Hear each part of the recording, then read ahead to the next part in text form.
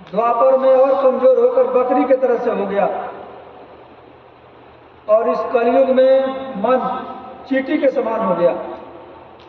चींटी लाइन बना करके जा रही, कब किधर मुड़ जाए इसका कोई पता और ठिकाना नहीं है। इस कलयुग के मलिन बेला में ऐसा दुर्लभ अवसर हमको और आपको मिला हुआ है। गुरु महाराज से भजन का रास्ता मिला हुआ है, तो नित्य नियम से घाट पर बैठकर मन को रोकने का अभ्यास, मन कहीं भाग के जाए फिर खींच करके ले आइए, यानी इसके निरख और परख। समझाना तो बहुत मुश्किल काम है, मन को हम और आप नहीं समझा सकते, इसको समझना पड़ता, इसके गतिविधियों को समझना पड़ता है। आप बैठे और ये भाग गया, कहीं चला गया, बैठे बैठे आधे घंटे तक बीत जाएंगे, उसके बाद से आपको यह अनुभव होगा कि जो काम हम कर रहे थे उसमें मन बिल्कुल नहीं लग रहा है, तो दूसरे काम करो, अंदर से भाग जाता है। अब इसको कैसे समेटेंगे, कैसे इसको खूंटे में बांधेंगे? इसीलिए महात्मा नाम का सुमिरन कराते हैं। एक भूत था, वो एक जिंद था, जिंद एक आदमी के पास चला गया और वो जिंद कहने लगा कि हमसे जो काम कराना हो कराओ, जितना काम कहोगे मैं कर दूंगा। तो वो आदमी कहा कि जाओ बाजार से सब्जी खरीद के लाओ। जिंद गया, तुरंत सब्जी खरीद के ले आ दिया।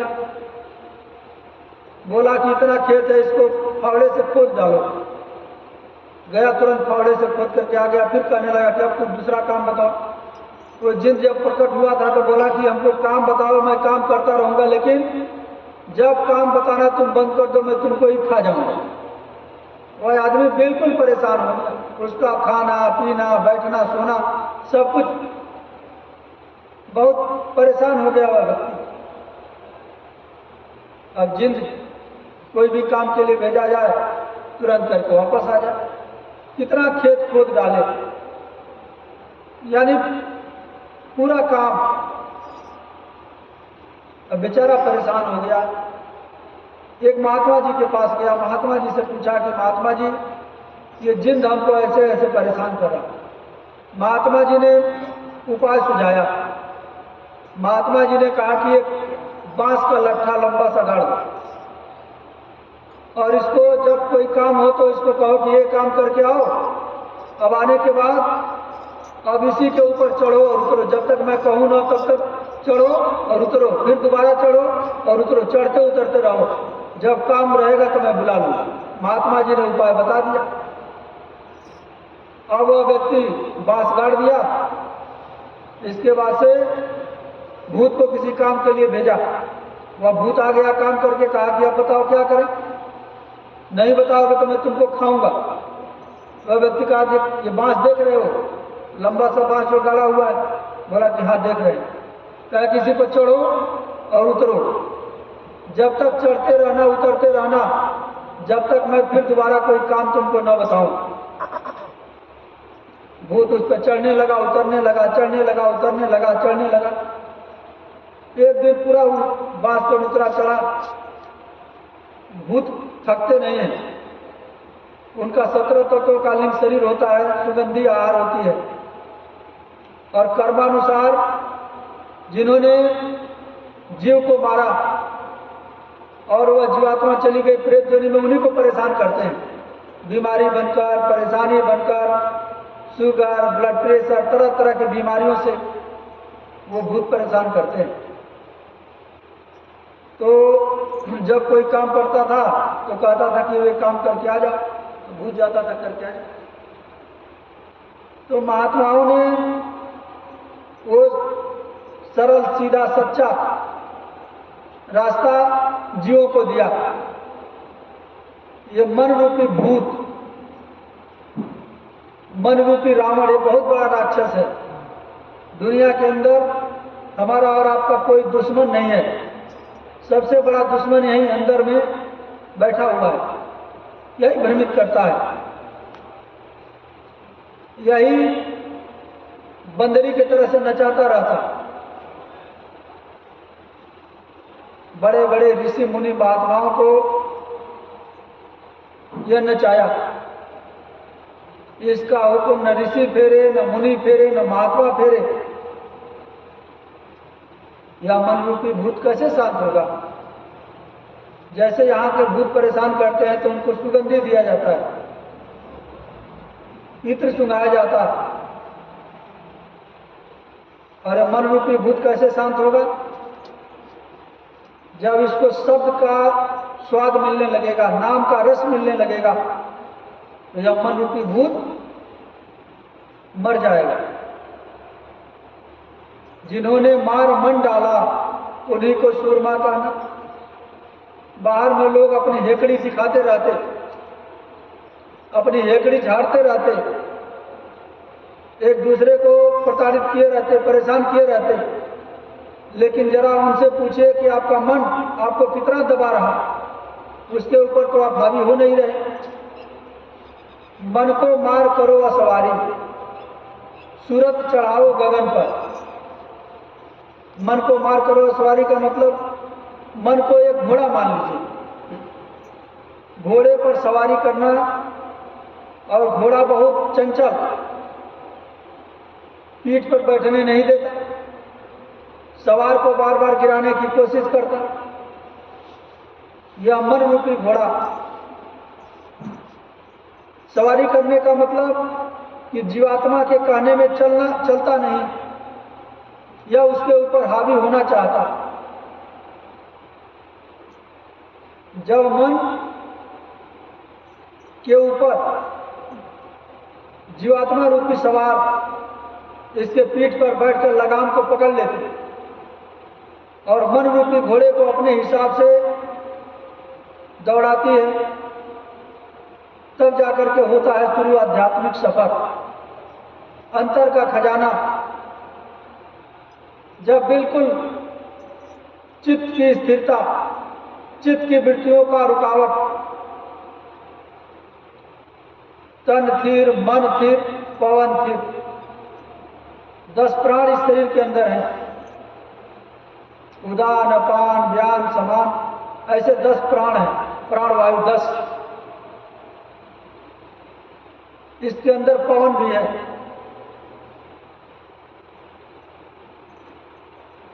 पहले तो शरीर की स्थिरता जरूरी है, बैठना जरूरी है, बैठक बनाना जरूरी है। आप बैठ गए, कितना भगेगा? 1 घंटा भगेगा, आधा घंटा भगेगा, उसके बाद फिर बैठे रहिए। शरीर में दर्द होने लगे, होने दीजिए। आप भी अपने अंदर थोड़ा संकल्प कीजिए, बहुत बारीकी से भागेगा। यदि आपने इसका ध्यान नहीं दिया तो तुरंत भागेगा और आपको पता नहीं चलेगा। इसको घेरना बड़ा मुश्किल का, करके देख लीजिएगा अभ्यास। इसको घेरना, जैसे बैठे हुए, उसको महात्माओं ने अनुभव करके शोध करके बतलाया कि माला तो कर में फिरे, अजीब फिरे मुखमान। माला हाथ में चल रहा और अंदर में उस मालिक का नाम ले रहे। कर नहीं डोले, जीवा न डोले, पल पल लीजिए नाम, राम हमारा सुमिरन करे मैं पाऊं विश्राम। कर नहीं डोले, जीवा न डोले, पल पल लीजिए नाम। उसी को महात्माओं ने कहा, माला तो कर में फिरे, जीव फिरे मुखमाह, मनवा तो 24 फिरे, या तो सुमिरन नाय। कंठी मोह से लड़ पड़ी, क्यों फेरत है मोह, अब मन माला को फेर ले तब गुरु से मेला होए। मन रूपी माला, अंदर में माला, और उस मन रूपी माला को फेरेंगे, यानी मन से आपका मन कहीं और भग गया, यहां शरीर बैठा हुआ, खेत में गेहूं काटने चला गया, या बागीचे में पानी लगाने चला गया, भंडारे में सब्जी बनाने चला गया, और शरीर यहाँ बैठा हुआ, आप तो माला लेकर हाथ में बैठे हुए, वो कहाँ गया? वो गया निकल करके, कहीं मुंबई चला गया, कहीं दुबई चला गया। तो शरीर से थोड़ी कुछ होगा, नहीं होगा, नहीं कुछ हो सकता। मन को स्थिर करना, मन को काबू में करना, यह सुरमाओं का काम है। तीर तुपक से जो लड़े वो तो वीर न होए। लिखा, दो दल सन्मुख आन डटे हैं, सुरा लेत लड़ाई, टुक टुक हो गिरे धरन पर। यह अभ्यास करते करते, अच्छा दुनिया में ये इतना फैलाव कर लिया, मन इंद्रिय दरवाजों से होकर दुनिया में फैला हुआ है। अब ये पूरे दुनिया को ही अपना बनाना चाह रहा, इतना धन हो जाए, इतना वैभव हो जाए, इतना जो है कि, यानी देखिए, माया मरी न मन मरा, मर मर गया शरीर, आशा तृष्णा ना मरी, कह गए दास कबीर। ये जन्म जन्मांतरों से ये मन रूपी भूत हमारे साथ लगा हुआ है, ये मन रूपी रावण हमारे साथ लगा हुआ है।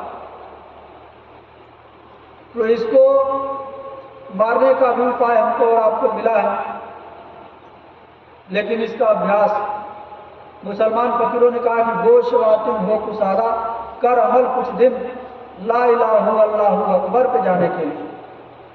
ये सूफी मत जो होता है मुसलमानों में, फकीरी मत, सूफी मत रूहानी अभ्यास कराता है।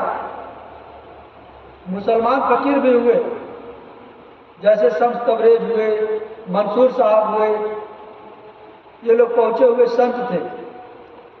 इन्होंने रूहानी अभ्यास जो करा, संत मत में हिंदू, मुसलमान, सिख और ईसाई कोई मतभेद नहीं है, केवल मानव मात्र इंसान और आदमी होना चाहिए। जैसे हम लोग जिसको सूरज कहते हैं उसी को रब कहते हैं, हम लोग पानी कहते हैं वो आप कहते हैं। अल्फाज और भाषा के केवल अंतर है, ये नहीं कि मुसलमानों के खुदा अलग हैं और हिंदुओं के भगवान अलग हैं और सिखों के वाहेगुरु अलग हैं और ईसाइयों के गॉड अलग हैं। वह मालिक एक ही है और घट घट के अंदर विराजमान है। बाहरी क्रिया, बाहर की जो क्रियाएं हैं, बाहर की क्रियाओं से कुछ भी नहीं मिलेगा। जैसे अंधेरी कोठरी है, उसमें कोई वस्तु खोजनी है तो किसी जानकार को लेंगे, या तो आपके पास टार्च, या जो उस कमरे में बराबर रहता हो अंधेरे में भी उस वस्तु को देख रहा है कि सामान यहाँ रखा हुआ, मन की गति से वो वहां पहुंच जाएगा और देख लेगा और आपको सामान दे दे। न जानकारी है, न आपके पास टार्च है, न मोबाइल में लाइट जल रही है, तो आप जाएंगे तो कहाँ क्या होगा? कहीं कुर्सी में लड़ जाएंगे, कहीं चारपाई में लड़ जाएंगे, कहीं घुटने फूट जाएंगे, कहीं दीवार में फूटी है उसमें जाकर के लड़ जाएंगे। तो उसी तरह से दुनिया के लोग उस अंधेरे कोठरी में जाकर उधर उधर लड़ रहे हैं, कुछ भी प्राप्त नहीं हो रहा और चोट खा रहे हैं, धक्के खा रहे हैं। जाकर के गंगा में, जमुना में स्नान करते, शरीर का मैल तो ये नलके के पानी से भी धुल जाएगा। पसीने की बदबू से जो शरीर दुर्गंध हो गई उसको तो धुला जा सकता है, लेकिन ये अंतःकरण पे जो गंदगी है, न किसी पानी से, न किसी साबुन से, न किसी सोडा से ये धुलने वाला नहीं है। महात्मा ज्ञान रूपी पाटा और शब्द रूपी साबुन से अंतःकरण पे जो गंदगी जमा उसको धो देते, कराते हैं अभ्यास भजन करा करके। लेकिन दृढ़ विश्वास, दृढ़ संकल्प, आत्मबल, आत्मबल का मतलब आत्मा के अंदर ताकत, आत्म बल से बढ़कर कोई बल नहीं होता। आत्मा के अंदर ताकत कैसे आएगी? भजन से। और भजन ही करने के लिए गुरु महाराज कहें और गुरु के आदेश का पालन। बस इतना धीरे धीरे अभ्यास करते रहेंगे। रात में सब लोग सो जाते हैं। ये जितने बाहरी आवाजें हैं, जैसे दिन में लोग तरह तरह के लोग ही बात करते, जैसे एक क्लास चल रहा है, स्कूल चल रहा, अब स्कूल के अंदर 500 बच्चे हैं, कोई भी बच्चा कोई कुछ शब्द निकालता, कोई कुछ शब्द निकालता, बोलते रहते हैं, तो वह ध्वनि जो है कि शोरगुल के माध्यम, मेक एंड नॉइज, शोरगुल की तरह जो है कि आवाज आती है। किसी की बात साफ स्पष्ट सुनाई दे, मिक्स आवाज होती है। उसी तरह से इस वायुमंडल में दिन में तरह तरह की आवाजें, और रात में वातावरण बिल्कुल शांत हो जाता। 12 बजे के बाद, 1 बजे के बाद, 2 बजे तो अक्सर जैसे गाड़ी चल रही, गाड़ियों के जो ड्राइवर हैं वो भी 2 बजे, 1 बजे, 2 बजे सो जाते हैं, और गाड़ियां भी बहुत कम चलती हैं। यानी दिन की अपेक्षा शोरगुल वातावरण में बिल्कुल कम हो जाता। उस समय जब आप बैठेंगे, यदि समय मिले दोपहर का समय 2 घंटा 3 घंटा दोपहर में सो लीजिए। अब धूप में थोड़ी सेवा करना है आपको, धूप में करेंगे बीमार पड़ जाएंगे। सुबह जितना जल्दी जगें और जग करके सेवा में लग जाए। फिर जब धूप हो तो थोड़ा रोटी खा लिया, सो गए 2 घंटा। और जो 2 घंटे का समय दिन में सोने के लिए दे रहे हैं, 2 बजे रात में जगिए। अभ्यास करेंगे, प्रैक्टिस करेंगे, हो जाएगा। अभ्यास किसी चीज का करेंगे, जैसे आपको 2 बजे रात में ट्रेन पकड़ना है और आप खाना खाए लेट गए, और अंदर में जो है कि बार बार नींद खुलती है कि 2 बजे जाना है, 2 बजे जाना है, 2 बजे जाना है। कभी 11 बजे नींद खुल गई, कभी 12 बजे नींद खुल गई, कभी 1 बजे नींद खुल गई। तो ऐसे क्या होता है, अपने अंदर जागृति आ जाती है। इसी तरह से आपको यदि अब समय से स्टेशन पर नहीं पहुंचेंगे तो ट्रेन क्या होगी? छूट जाएगी। अब इस तरह का डर आपके अंदर बना हुआ है। और भजन के लिए भी उतना डर यदि बना रहे कि हम यदि ट्रेन से टिकट हमारा कैंसिल हो गया, हम नहीं गए तो पैसा नुकसान हो जाएगा और समय से अपने गंतव्य स्थान तक नहीं पहुंच पाएंगे। उसी तरह से यदि आपको हो जाए तो 2 बजे नींद खुल जाएगी, और 2 बजे से 4 बजे 5 बजे तक बैठिए खूब आराम से। तब देखिए धीरे धीरे मन दिन में अपना नींद पूरा भी जरूरी है, नींद पूरा करना भी जरूरी है। तो 6 घंटे से अधिक किसी व्यक्ति को सोना नहीं चाहिए। विद्यार्थियों के लिए तो और कम सोना चाहिए। काकचेष्टा बको ध्यानम स्वान निद्रा तथैव च अल्पाहारी गृह त्यागी विद्यार्थी 5 लक्षण। तो विद्यार्थियों के 5 लक्षण होते हैं, और हम लोग भी विद्यार्थी हैं।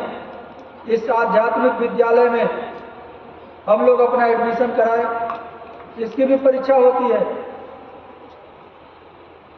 और इसमें भी पढ़ाई जरूरी है, अभ्यास जरूरी है। कितना समय हो गया? अब अपने बाणी पर विराम दे रहे हैं। यदि हमारे कहने में कोई भूल चूक या त्रुटि हो गई है तो आप लोग त्रुटियों को क्षमा करेंगे। जय गुरुदेव। अब आरती होगी, सभी लोग आरती करेंगे।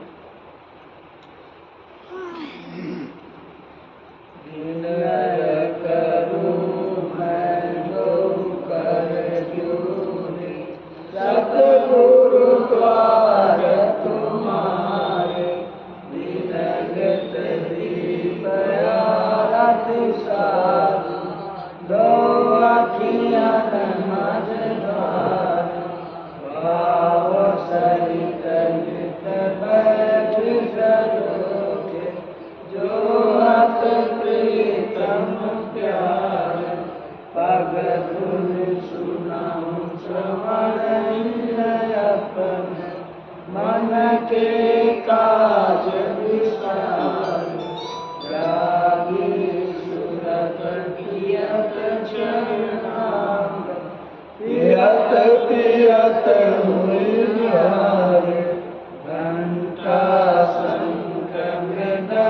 सरणी बंसी बिन सुनारे।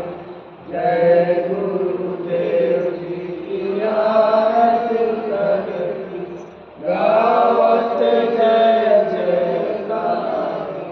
विनय करूं मैं गुरु कर जोर सतगुरु द्वार तुम्हारे। मालिक द्वार तुम्हारे दाता द्वार तुम्हारे समर्थ द्वार तुम्हारे। जय बाबा जी का कहना है शाकाहारी रहना है। तन मन करता कौन खराब, मछली मांस शराब क्या खाने से होगी भलाई। साग सब्जी दूध मलाई। बाबा जी तो बचा रहे हैं, शाकाहारी बना है। शाकाहारी हो जाएंगे। बीमारी से बच जाएं। बचना और बचाना है, शाकाहारी बना है। बाबा जी की अर्जी है, आगे आपकी मर्जी। स्वामी जी की अर्जी है। आगे आपकी मर्जी। पूज्य महाराज जी की प्रार्थना हाथ जोड़कर विनय हमारी। हो जाए सब शाकाहारी। जय गुरुदेव। सभी प्रेमी गुरु महाराज के मंदिर में मत्था टेकेंगे। सुबह में जब सुमिरन ध्यान भजन प्रार्थना सत्संग की